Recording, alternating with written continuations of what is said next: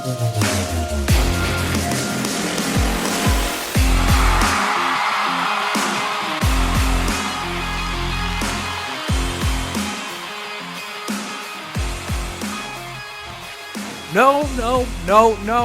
You guys are wrong. You're wrong.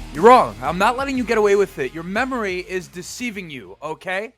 I know that you know better, right? Because you listen to this channel right here. You know better than to say that the defense is to blame for this loss, especially not the secondary. I mean, my goodness. Now, before you comment, right, and I know a lot of you guys are foaming at the mouth right now, going into the comment section, dude, you're on crack. You don't know what the heck you're talking about. Before you even do all that, just listen to me, okay?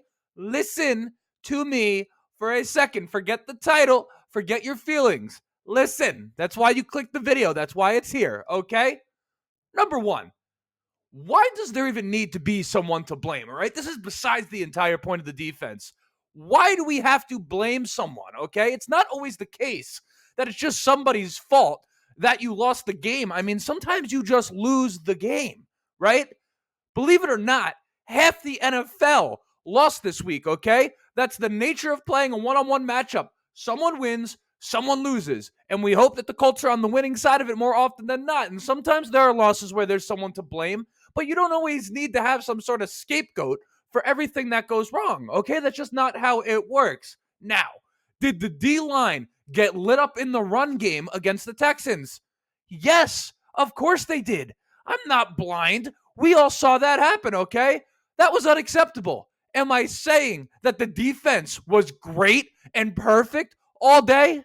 Absolutely not.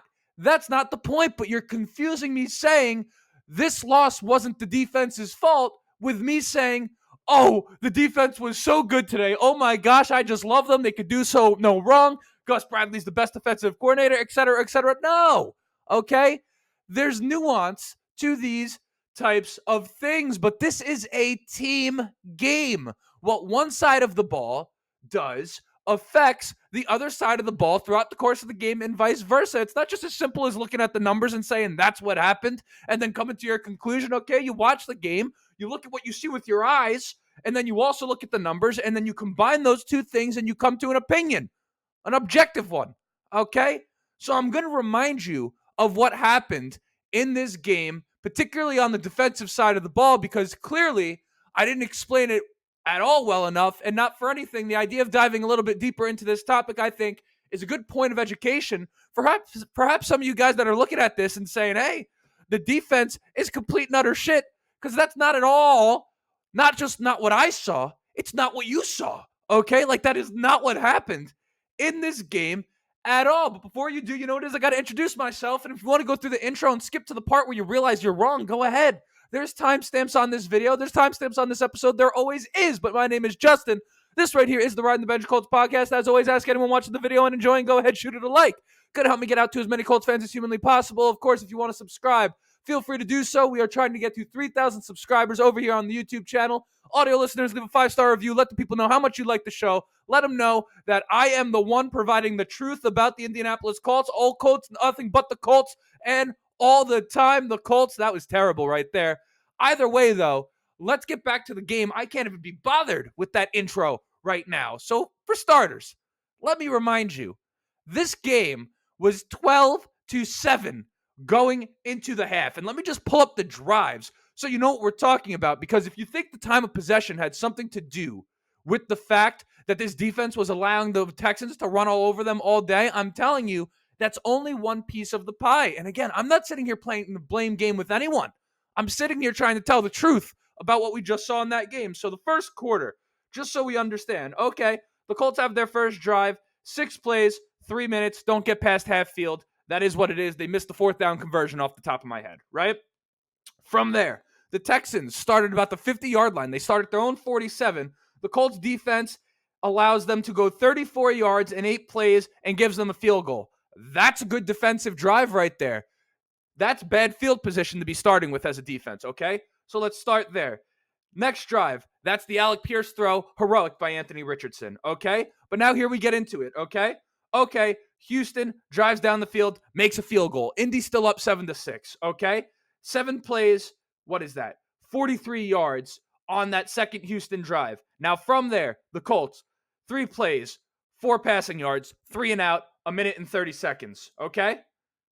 Texans, 7 plays, bang, touchdown. That's going to happen. Now we're at 12-7. Okay? But keep on listening because I know you're like, right now, Justin, oh my goodness, the defense. Okay, the Colts, from there, 4 plays, 15 yards, punt. Texans, 3 plays, 8 yards, that's it. Colts, 10 plays, 39 yards, come out of it with absolutely nothing, okay? Or rather, 10 plays, 47 yards, get to the Houston 8-yard line, come out of it with 0 points on the board, okay? From there, the Colts allow the Texans 8 plays, what is that? 51 yards, 61 yards, and then that's going into halftime, right? Ultimately, they make the stop that they need to make. Texans is what it is, right? Now, third quarter, mind you, the Colts' first touchdown up to this point, that came with about 6 minutes and 44 seconds left in the first quarter. We're now past halftime. The Colts haven't done anything else on offense whatsoever, okay? Just keep this in mind, because as a defense, you're at some point, the offense has to, battle for you, right? Let's be honest here. Okay, now, Texans make a field goal. First drive of the second half. 9 plays, 37 yards. Okay, great. Colts, 3 plays, 7 yards, punt. Texans, 6 yards, 13 yards. 6 plays, 13 yards, punt. And then punt block, right, from that defensive special teams unit.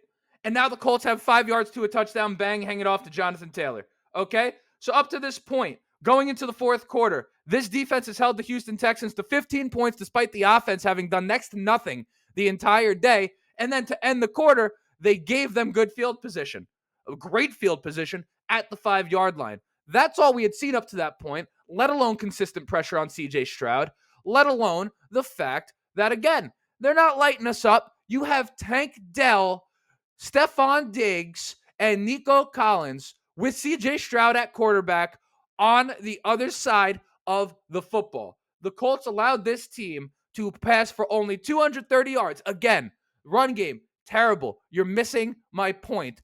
Are the Texans going to average more than 230 yards passing per game this season? Take your guess. Go. Tell me. And be honest. Be honest right now. Be honest with me right now. Answer that question. You know damn well they're going to average well over that in the passing game this year. Okay? And now from there, finally, in the fourth quarter, okay, you allow them to get another touchdown. Offense comes in, boom, there's your Ashton Doolin situation. And now you're in a back and forth battle right here. Touchdown, right?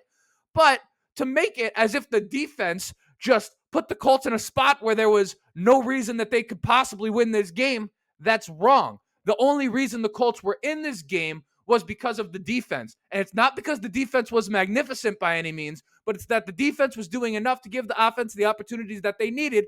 Ultimately, the offense had the opportunities that they needed. And AR, who I love and I think is going to be spectacular, and I think if you came out of that game thinking anything other than the fact that he's a complete gamer, a football player, and has great upside, great potential. I mean, I don't know how you don't believe in him after looking at a game like that, but neither here nor there. If he hits A.D. Mitchell on one of 2 deep passes that he misses, we win the game and it's over, okay?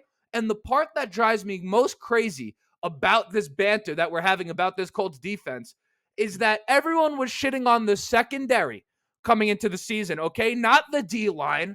So now when you have a game where the secondary clearly and obviously steps up. I mean, listen, if you want to look at the defense as a whole and say they whatever, right? Because I understand the run defense, but how could you possibly look at the secondary after that game, knowing what the Texans bring to the table offensively in the passing game, the aerial attack, the weapons, all of those things? How could you look at the secondary after what you were saying about them all offseason and then freaking come to the conclusion that they failed us in that game, okay? So instead of looking at that and saying, wow, not for anything, all things considered, they were damn good coverage that they had on the Texans receiver for much of that game. If it weren't for C.J. Stroud extending plays left and right, this team was actually good in coverage against arguably the best group of receivers in all of football. Instead of looking at that and saying, wow, not for anything, that's a pretty encouraging sign for the Colts. The D-line likely to be the least of our worries. We can expect that to get figured out. Instead, we shit on the team, we shit on the organization, and we shit on the players, which not for anything is the worst part of it all, because I mean, what the hell are we doing out here, right? I just don't understand it. It's infuriating to me. It's convenient for you to be able to flip-flop each and every week based off of what you're looking at. It's emotional. It lacks objectivity. But lucky for you, that's why I'm here, to provide the truth about the team. The defense, while not the best in that game, was not the reason we lost. And that's all I'm trying to say. We just lost the game. There is no one person to blame. The Colts got outplayed by the Texans overall. But the defense, if you ask me, did quite a bit better than I would have expected them to for the fine majority of that game outside of the run defense. But as of right now, based off the evidence and based off of everything we expected coming into this season, which, by the way, you can't now backpedal on after yapping about all offseason, okay? We like the D-line. So in a game like this, if it's the D-line in the run game that lets us down, if anything, we should look at that and say, hey, we could work that out. Far better to see that than the secondary get torched because we don't think we could work that out, right? I'm having a tough time. I'm trying to be patient. I'm trying to be cool. I'm trying to be nice. I'm trying to get along with all you guys. And I'm trying to be understanding. But it's one of those situations right now when I watch this game and I just don't see how you guys are coming to the conclusion that you came to, right? And some of you guys are going to be like, I watched it. I know football. I watched it and I know football too. So clearly that's not the litmus test for who's right here, okay? I'm telling you, go watch the game again or go watch some highlights again. And if you come out of that thinking that that secondary was terrible in that game, particularly, right? Particularly the secondary. Nick Cross had like 15 tackles, right? Julian Blackman had 13 tackles. They were two of the leading tacklers of the week. It's because every time Joe Mixon got past the line, they were making the tackles, okay? They weren't letting Joe Mixon take it to the house. I mean, that's impressive stuff out of the secondary. That's a secondary player's worst nightmare, is to have a guy out of the backfield get to the second level untouched. They made the tackles time and time again. I'm just saying, if you want to put them in a spot where they can't win and you're never going to be positive about them, that's fine. Go ahead and do it. But if you want to sit here and your only qualification for them having a good day is to play perfect football, you're going to be upset all year. All year you're going to be upset.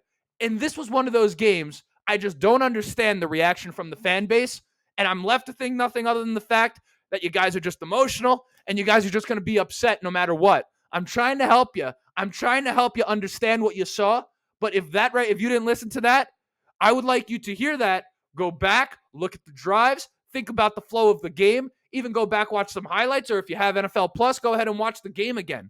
I think when you rewatch it, you're going to realize, oh, wow, the defense, not for anything, was doing a hell of a job, particularly in the first half. The offense had an opportunity to take control of that game. They did not. Very simple. I'm not saying it's their fault. I'm just telling you it wasn't one or the other. It wasn't one or the other. That's all I'm trying to tell you. Take a deep breath. We have the Packers coming up with Malik Willis. And then from there, I'll be honest, I'm supposed to know. I don't. I forget who we have in week 3. I could always check. I'm not going to check right now. But please, ask questions in the comments. What did I miss? What right now out of what I just said, if you still think, man, that was on the defense, Justin, I'm answering questions in the comments, guys, okay?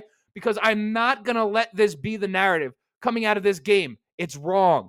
It's wrong. If you want to go ahead and blame Gus, fine. But the players, you cannot blame the players. These guys did what they could outside of the defensive line in the run game. The defensive line as a pass rush, they did good, man. I'm just telling you, if you asked how the Texans were going to beat us, that wasn't what you were going to say, okay? So you can't revise history now.